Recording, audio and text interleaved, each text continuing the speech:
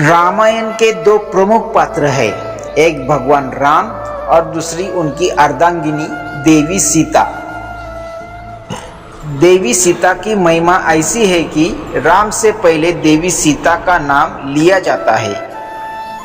देवी सीता को लक्ष्मी का अवतार माना जाता है, लेकिन विभिन्न रामायणों और पौराणिक कथाओं में देवी सीता के जन्म को लेकर रहस्यमय और रोचक कथा है।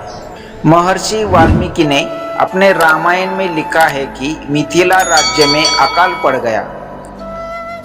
ऋषियों ने राजा जनक से यज्ञ का आयोजन करने के लिए कहा ताकि वर्षा हो। यज्ञ की समाप्ति के अवसर पर राजा जनक अपने हाथों से हल लेकर खेत जोत रहे थे।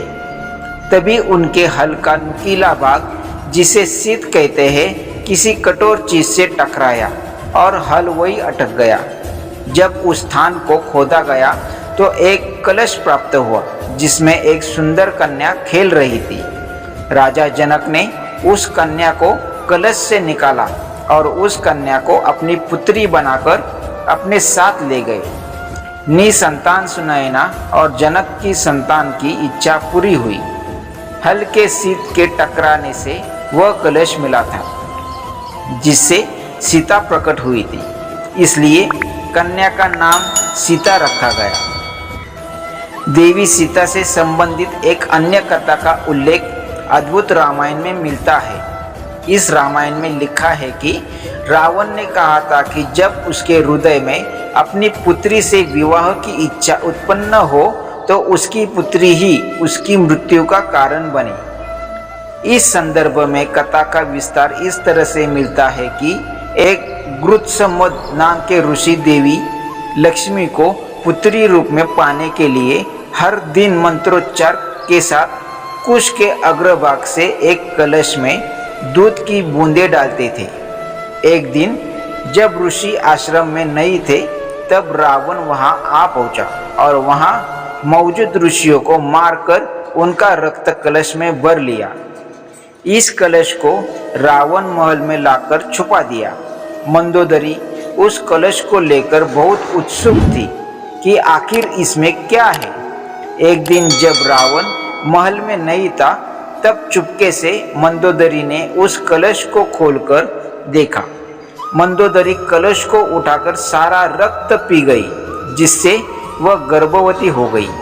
यह भेद किसी को पता न चले, इसलिए वह लंका से बहुत दूर अपनी पुत्री को कलश में छुपाकर मिथिला भूमि में छोड़ आई। इस तरह सीता को रावण की पुत्री बताया जाता है। देवी सीता के जन्म की तीसरी कथा वेदवती नाम की एक ब्राह्मण कन्या से संबंधित है, जिसका उल्लेख ब्रह्म वैवर्त पुराण में मिलता है। इस कथा में बताया गया है कि एक समय वेदवती भगवान विष्णु को पति रूप में पाने के लिए तपस्या कर रही थी। हिमालय पर भ्रमण करते हुए रावण की नज़र वेदवती पर गई और वह कामांध हो गया। रावण ने वेदवती का हाथ पकड़ लिया और जबरन संबंध बनाना चाहा, लेकिन वेदवती ने रावण से खुद को छुड़ा लिया और पर्वत से खाई में कूद गई। मरते मरते वेदवती ने रावण को शाप दिया कि वह फिर से जन्म लेकर उसकी मृत्यु का कारण बनेगी। नमस्कार मेरे दर्शक भाई और बहनों, मेरे वीडियो आपको अच्छे लगे तो शेयर, लाइक और कमेंट करना और नए नए वीडियो देखने के लिए सब्सक्राइब जरूर करना। जय श्री कृष्ण।